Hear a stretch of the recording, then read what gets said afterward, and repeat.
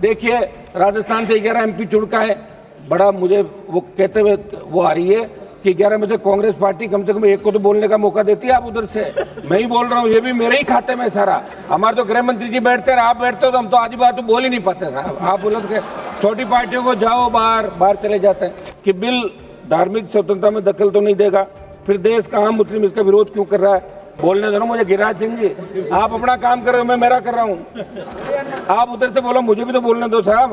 अब की बात तो हम चुन के कैसा है, आप जानते हो सारी बातें। सरकार की नीतियों में बदलाव है, लेकिन मुसलमानों की शिक्षा और रोजगार में स्थिति में कोई व्यापक सुधार 70 साल में नहीं हुआ। मुसलमानों का जो सुधार आर्थिक, सामाजिक, धार्मिक रूप से नहीं हुआ, तो इसमें कहीं न कहीं दोष इन लोगों का भी है। राजस्थान का मुसलमान भी देखना चाहता है कि हमारे हितों पे कुठाराघात हो रहा है। घर बैठे कमाए 1500 रुपए प्रतिदिन, वो भी विदाउट इन्वेस्टमेंट। बस डाउनलोड करें बैंक साथी ऐप, फ्री ट्रेनिंग लेकर कमाना शुरू करें। बैंक साथी से जुड़कर 15 लाख लोगों के सपने हुए पूरे। अब बारी है आपकी। तो आपने मुझे क्या बोलने का अवसर बोलोगे दिया। बेनीवाल जी? अध्यक्ष जी, मेरे से पूर्व हमने गृह मंत्री जी को भी सुना, पूरे देश के विद्वान इस साइड से भी बोले, इधर से भी हमारे बोले, जमकर बहस हुई। लेकिन आवश्यकता तो आज है बेरोजगारी पे चर्चा की। देखिए मैं आपको बता रहा हूँ, वो भी आपके लिए जरूरी होगा। अग्निवीर पे चर्चा नहीं करना चाहते ना आप? एक मिनट समाप्त तो करना चाहिए। हमारे तो गृह मंत्री जी बैठते हैं, आप बैठते हो तो हम तो आधी बात तो बोल ही नहीं पाते साहब। आप बोलो कि छोटी पार्टियों को जाओ बाहर चले जाते हैं। कम से कम 5 मिनट आज समय दें, सुबह से बैठे, कोरम हम ही पूरा करते हैं। ये सारे सिंगल पार्टी के लोग। अध्यक्ष जी, मेरा निवेदन था कि सारी चर्चा हुई और निश्चित रूप से मुसलमानों के अंदर एक मैसेज है देश के अंदर कि वक्फ का जो बिल आ रहा है वो मुसलमानों के खिलाफ है। मैं आपको याद दिलाऊं अध्यक्ष महोदय कि मुस्लिम क्रांतिकारियों ने भी आजादी के आंदोलन का अपना योगदान दिया, जिसमें मौलाना अब्दुल कलाम आजाद, अशफाक उल्लाह खान, मौलाना मोहम्मद अली जोर और मौलाना हसरत मोहनी जैसे नाम शामिल है। ये सरकार जब इस प्रकार के विधेयक लेकर आए तो उनका योगदान नहीं भुलाए और ऐसा मैसेज देश के अंदर नहीं जाए, ये मेरी मांग है। अध्यक्ष जी, बिल जब आया था तो यहाँ बड़ी चर्चा हुई और गर्मा गर्मी के अंदर सरकार ने इस बात को स्वीकार किया कि बिल को जेपीसी को भेजा जाए और ये जेपीसी के अंदर चला गया। जेपीसी की खबर रोज हम पढ़ते थे कि विपक्ष के सांसद जब अपना सुझाव रखना चाहते तो उनको बोलने नहीं दिया जाता और जेपीसी के अंदर जब और सुझाव आए तो उनसे हटके खाली एक फॉर्मेलिटी की जेपीसी में भेजने की। जो सुझाव, जो संशोधन चाहते थे वो इसके अंदर नहीं गए। मेरी मांग है कि आप इसके अंदर बड़ा मन रख के विचार करें गृह मंत्री जी। अभी कोई इस बिल से परमानेंट कुछ नहीं होने वाला, मुझे नहीं लगता कि इससे परमानेंट कोई सरकार अपनी बढ़ती रहेगी। और जो चीजें उस पर विशेष रूप से आप ध्यान दें। मैं आपका एक मिनट निवेदन करूंगा साहब, ये इसमें संशोधन आपने किया। पिछले कुछ वर्षों में वक्फ बोर्ड की संपत्तियों को लेकर विभिन्न प्रकार के जो आरोप लगाए गए, लेकिन क्या समाधान उन्हीं आरोपों के खिलाफ है या कोई राजनीतिक एजेंडा है? अध्यक्ष महोदय, संसदीय कार्य मंत्री जी को मैं ये भी पूछना चाहूंगा कि बिल धार्मिक स्वतंत्रता में दखल तो नहीं देगा, फिर देश का आम मुस्लिम इसका विरोध क्यों कर रहा है? ये आम जो विरोध कर रहा है, मेरे ही इलाके से मैं बता दूं आपको, जिस संसदीय क्षेत्र से मैं आता हूं, मकराना, लाडनू, नागौर, डीडवाना, वहां के लोग कह रहे हैं कि साहब इतना बड़ा हल्ला हो रहा है, आप वहां क्या करें पार्लियामेंट के अंदर? ये तो अच्छा हुआ आज आपने हमें बुलवा दिया, अगर नहीं बोलते तो बाहर जाके ये कहना पड़ता कि आप अंदर क्या सो रहे थे, क्या कर रहे थे, बोले तो नहीं।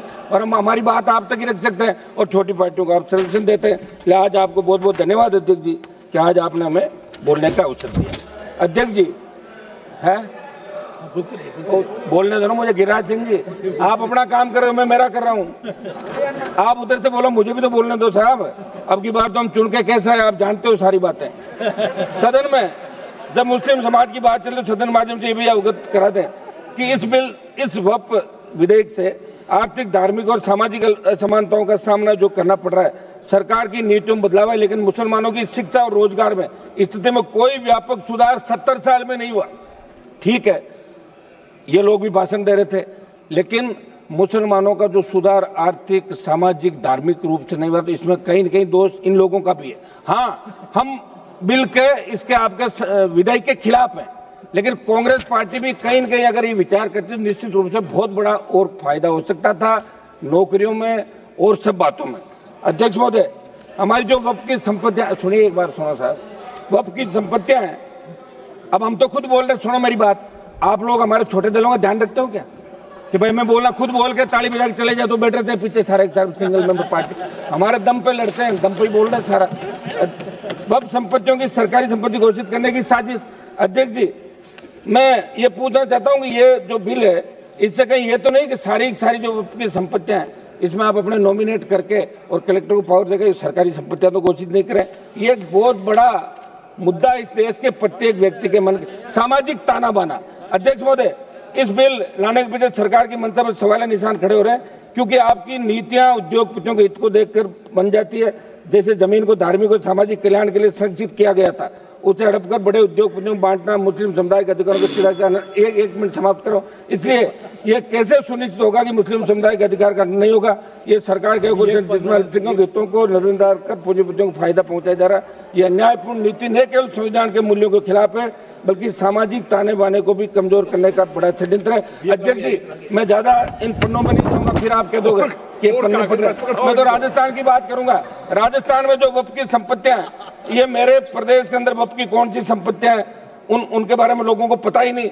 और राजस्थान प्रदेश की वक्फ की कौन सी संपत्तियां जो सरकार की तरफ जा सकती है, राजस्थान का मुसलमान भी देखना चाहता है कि हमारे हितों पे कुठाराघात हो रहा है। देखिए, राजस्थान से 11 MP चुन का है। बड़ा मुझे वो कहते हुए वो आ रही है कि 11 में से कांग्रेस पार्टी कम से कम एक को तो बोलने का मौका देती है। आप उधर से, मैं ही बोल रहा हूँ, ये भी मेरे ही खाते में सारा। मैं ही लड़ाई लड़ रहा हूँ यहाँ पे, मुसलमानों की भी लड़ रहा हूँ, मेरे समाज की लड़ रहा हूँ, अग्निवीर की लड़ रहा हूँ, किसान की लड़ रहा हूँ, बेरोजगार की लड़ रहा हूँ, बढ़ती महंगाई की, भ्रष्टाचार की और बढ़ते अपराधों की, सारी लड़ाई मुझे लड़नी पड़ रही है। इस बिल का अध्यक्ष महोदय मैं विरोध करता हूँ और मैं चाहता हूँ कि बिल ये